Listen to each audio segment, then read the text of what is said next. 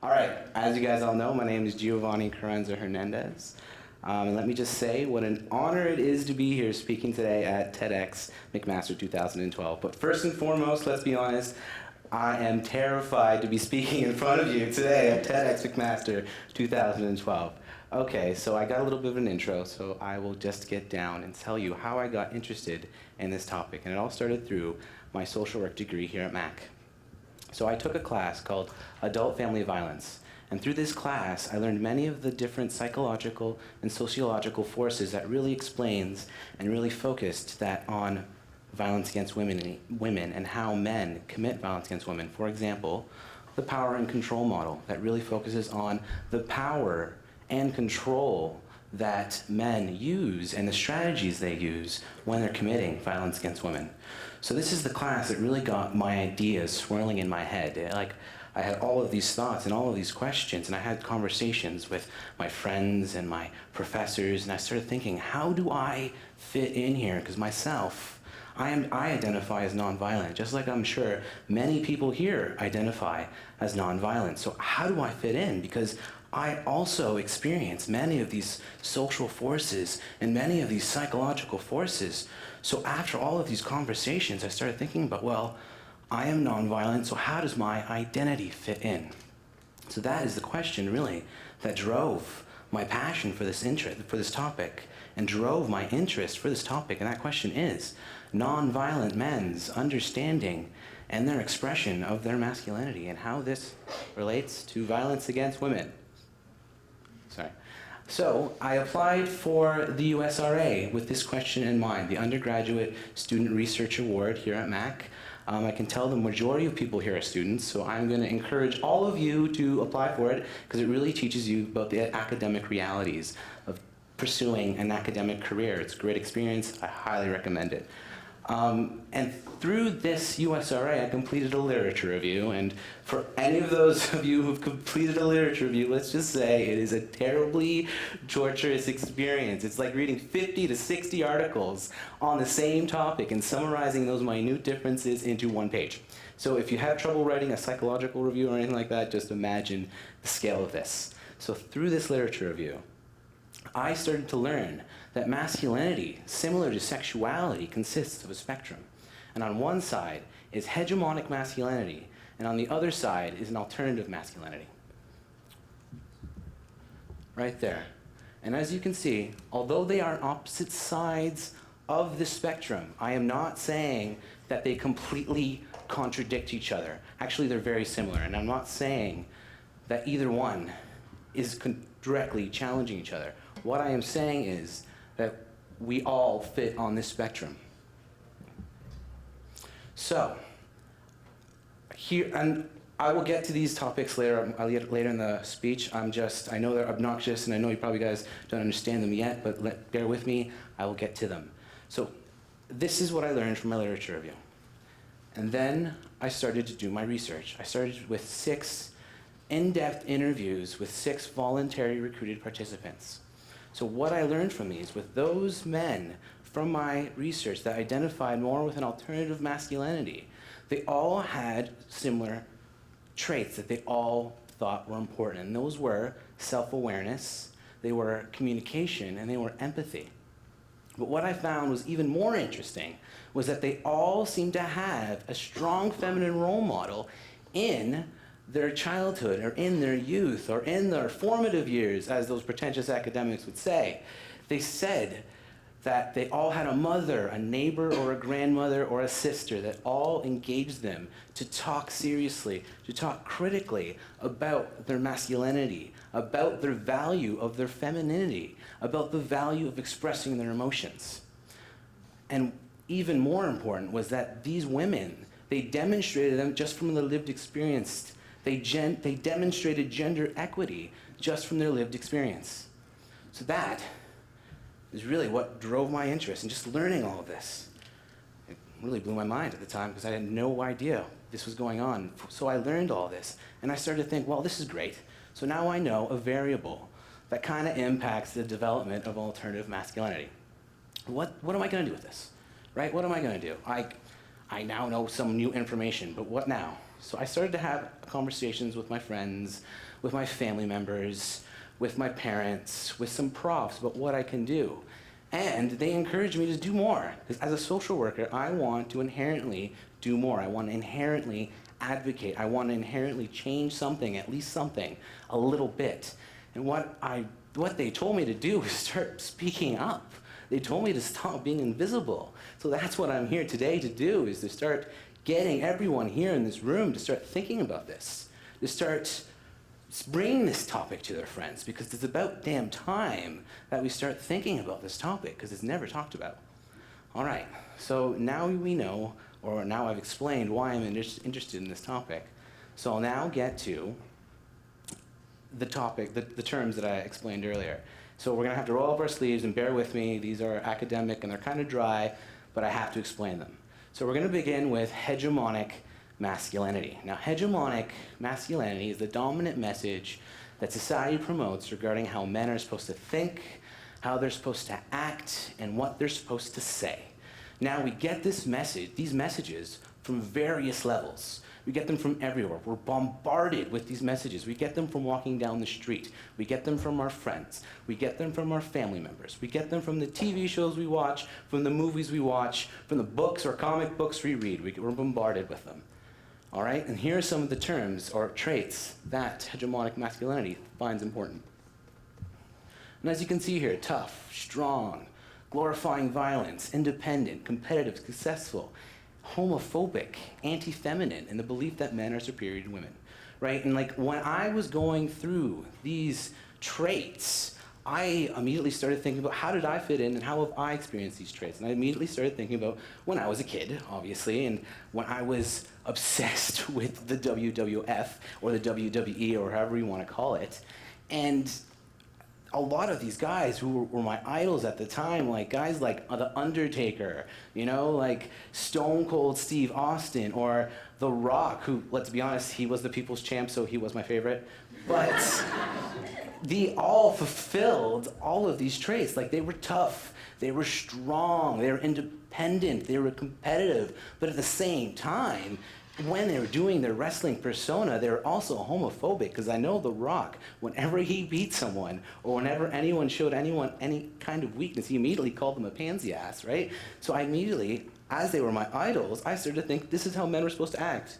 I started to emulate these guys. I started to think that men were supposed to be these jacked guys who looked like they were on steroids, who jumped around in their underwear and wrestled. But I'll be honest, I didn't get my underwear, but I did wrestle with my friends, and I did use the people's elbow, and it happened. But then my mom caught me, and as the strong feminine role model that she is, let's just say, she sat down and she set me straight.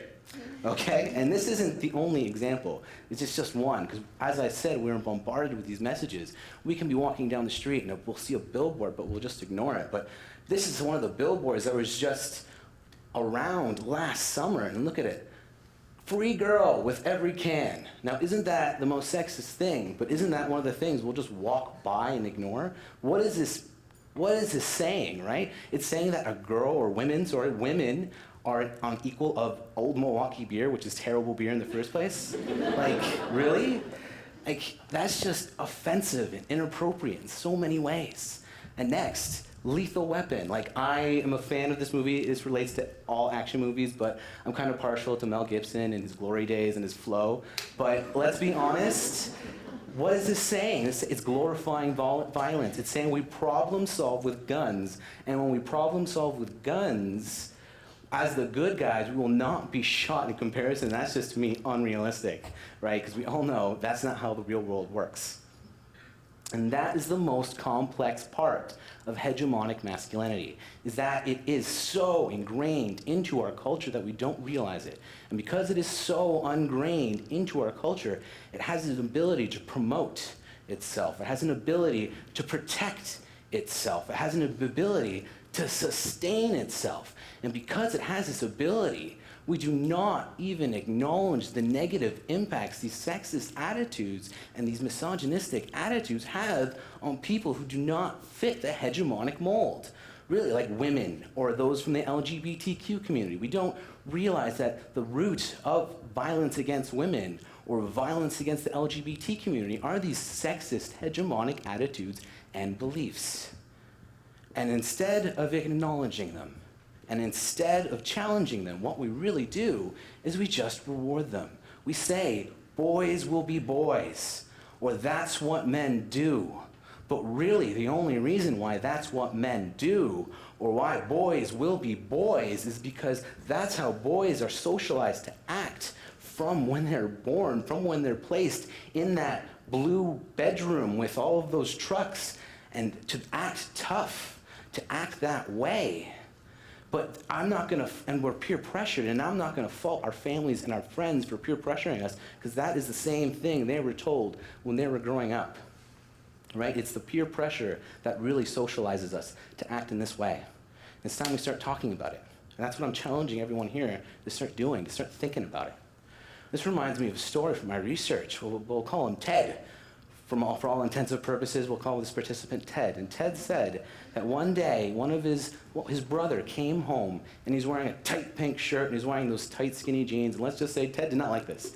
Ted thought it was his manly duty to suppress his little brother's behaviors. He told his brother, "Why are you wearing these tight pink clothes? Don't you know that's gay? Don't you know wearing tight clothes is only for girls? Don't you know that's not right? You're bringing shame on the family." And then, when Ted's brother started to talk out and argue against Ted, you know what Ted did? He just laid it on thicker. He put him in a headlock. He gave him a noogie, right? He suppressed him. He put more peer pressure on him, and guess what? Lo and behold, guess what Ted's little brother do? He conformed, right? And it's true. Without a critical discussion regarding another way, we are susceptible to peer pressure. We are susceptible to the half messages we only get from media and society. And for me, in my personal opinion, the perfect avenue to have this critical discussion is in high school. Because when I think about myself in high school, I know I was a bit of an idiot, I'll be honest, right? When I think about high school is the time when you start to assert your identity. It's when you start to really believe in yourself or think about who you are as a person. And then we don't talk about a critical discussion about masculinity or femininity. That's just kind of ridiculous in my opinion. Because I can think of a perfect form in gym class or some kind of sociology class. But my gym class, what I did, I talked about sex ed. And it was a terrible discussion about sex ed as it was. Yeah, my gym teacher threw out some pictures of a guy's parts, and he threw up some pictures of a girl's parts, and he told me they mixed together somehow. I don't know how, but he didn't really explain it. And then he passed around some condoms, and he put them on a banana, and I guess that's how you do it, right? But that's what happened.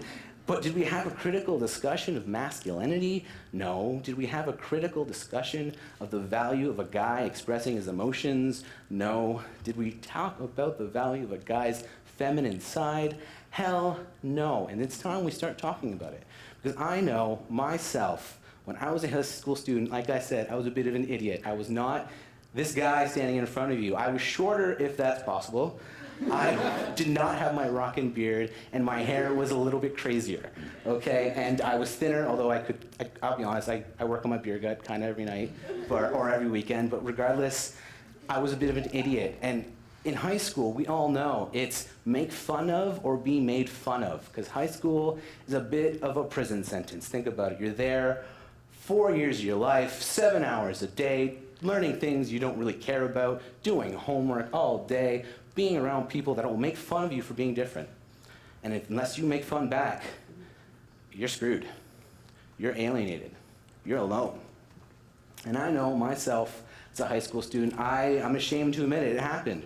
I conformed. I started saying those sexist slurs, I started saying, that girl's a bitch, that girl's a slut, I started making fun of guys who did not fit into the hegemonic mold of being tough and strong, right? I started calling them gay or girls, that happened, and I'm ashamed to admit it. And what's even worse is in my opinion at least, is I started promoting the famous gender double standard. You guys all know the one I'm talking about, the one where if a girl has the perception that she's been with a lot of guys, she's a hoe, but if a guy does the same thing, he's a king. We all know that one, and I'm ashamed to admit it. I did it. It happened.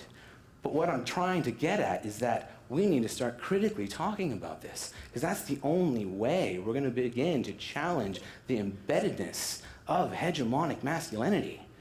All right, so that's hegemonic masculinity in a Cole's Notes version. In a nutshell, I will leave you to that. Next is, I think I forgot a slide or two. Next is alternative masculinity.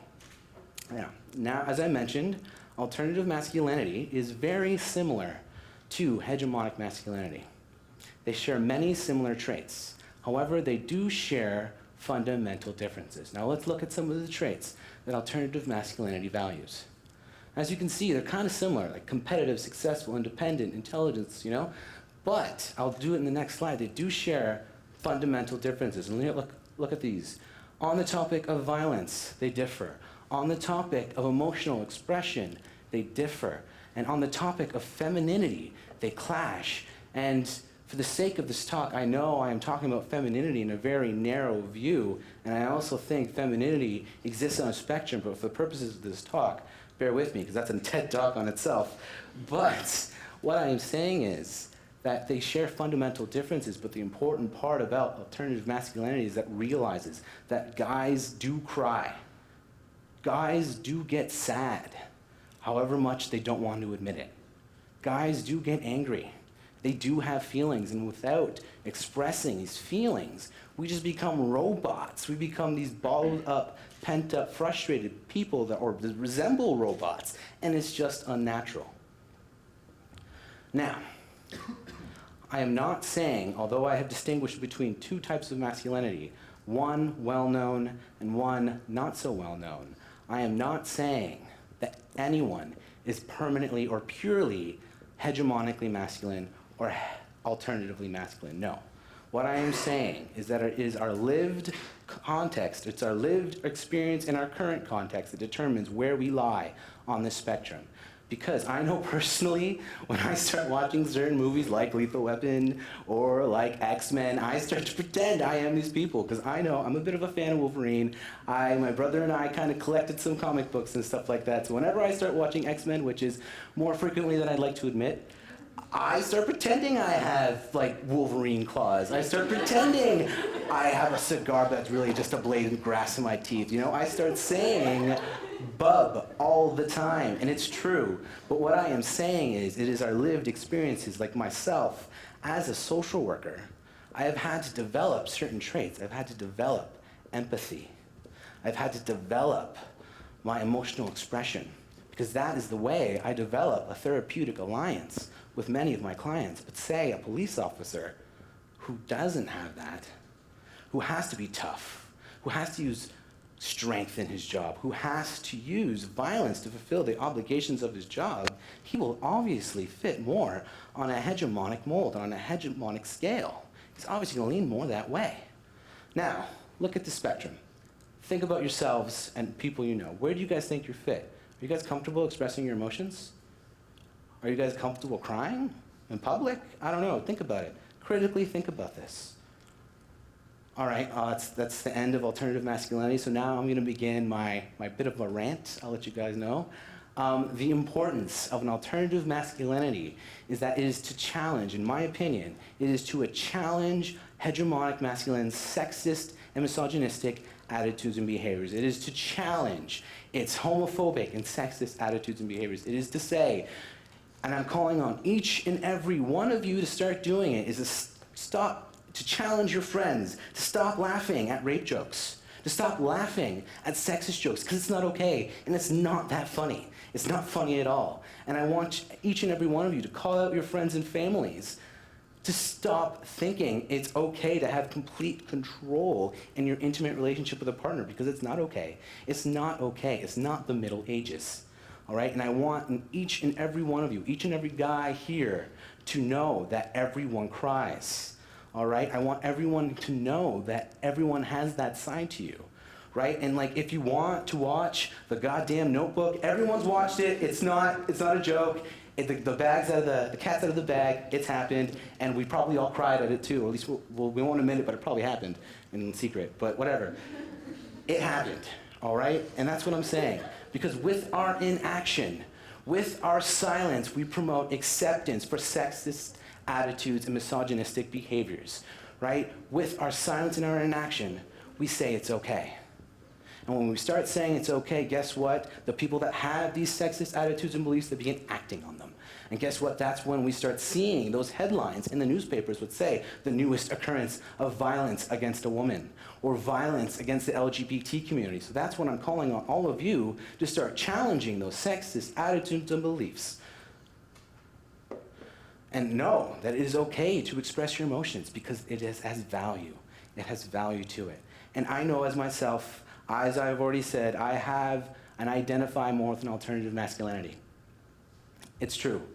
And I think of myself as I've developed this. I think I have developed more self-awareness. I've developed more empathy. I've developed more better and greater communication skills. And with those, I've begun to communicate them to my friends and my family. And with those, I've also communicated my faults to my friends and my family. Because I know I get irritable when I don't sleep. I know I get irrational when I don't get my way. I know I don't call my mom enough. All right? And just like many people here, I don't call my mom enough. Right? And because I have more self-awareness about my faults, I am better able to communicate them to everyone, my friends, my family, and the important people in my life. And especially my partner, she's sitting over there in the back. And I'm able to say, hey, this is what's going on. I'm able to say, these are my faults, these are my problems. And guess what? Because she knows this, she's able to call out my bullshit. Because I'm a shithead, and I know it, and I have told her.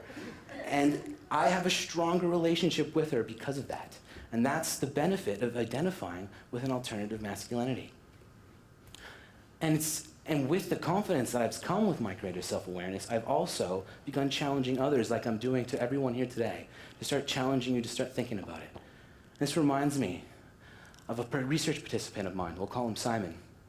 Now Simon, he was telling me a story about how he was standing in the student center with a friend of his, and he was saying that they were just talking about how attractive the new Old Spice guy was. I think his name's Fabio. They're just talking about, hey, that is a good-looking guy. He has a six-pack. I wish I had a six-pack. I know I wish I had a six-pack. But they were talking about this, and they're saying, he's good-looking. I bet Old Spice really works for him. And another passerby stopped and said, why are you talking about this? Don't you know only girls should be talking about this? Don't you know it's kind of gay? And then what Simon said to him, which really blew my mind, was just said, why? He stopped and he said, why? And that's powerful. He said, why? What's wrong with that? Maybe I'm gay. Did you ever think of that? And he made this person stop and think about the assumptions he had. And guess what this guy said? He said, sorry, I never really thought about that. I let my assumptions get the better of me. And this example can be extended to other feminine qualities, to other kinds of emotional expression, because it's not that hard. It seems a lot harder than it really is. This reminds me of another participant of mine. We'll call him Bob. Now, Bob's a funny fellow. He had a lot of contradictions about himself. He was sexist, but he knew it, right? He knew it. He was very self-aware about it. He was unapologetic, and he knew it. And he was telling me a story about how one day he was on Hess, and he was coming out of a bar. I don't know the bar. I just know he was probably drunk. And he was coming out of a bar with his friends, and they also saw a group of girls that happened to be walking by the same way. And they started hooting and hollering and hitting on them. And I'm not going to repeat the things that they said because I don't think I can. And they said just inappropriate things in general, I guess. And now Bob, he told me he didn't join in, but he didn't tell me he challenged them either. But what got worse, what Bob really got animated at, was when a little, 5-10 minutes later, when these group of guys and their group of girls, they were continuing on, but now they weren't in the public anymore. They're on a more quiet side street. And guess what Bob's friends started doing? They started being more aggressive and more inappropriate. And they started things that I'm really not going to repeat here, what Bob told me anyway. And this is what I really liked about Bob, was that he started to get riled up. He started to challenge his friends. He started saying, why are these girls bitches for ignoring us? Why are these girls sluts? They're not, why? And the best thing about it was he put his friends in other shoes by saying, you do realize that if you were these girls, you would be upset by what we're saying to them right now. You do realize that if we were these girls, we'd be scared right now. You do realize if we were these girls, we would be running right now. And that's my favorite thing about Bob, was that he realized that, and he engaged his friends about a critical discussion about masculinity, because it's about time we start talking about this. Now, here's the end of my rant. It's about time we start expressing our emotions. It's about time we start expressing our feminine side. And it's about time we start realizing and challenging people. Because everyone has that side to you, and I want everyone here to challenge anyone who says otherwise. And I don't really care if you agree or disagree with, actually, I kind of care if you agree with me, but regardless, as long as we start talking about it, and as long as everyone here brings this to someone else, I will be happy, because it's about goddamn time we start talking about this. So one more time, I'm going to be the broken record and repeat it. Challenge hegemonic masculine attitudes and beliefs, because it doesn't make you less of a man to do so. Actually, the opposite is true, because it takes more courage, it takes more strength, and it's tougher to do to go against the mainstream and to go against the grain. So guys, girls, step up to the plate, stop being invisible, stop being quiet, and be a fucking man. Thanks.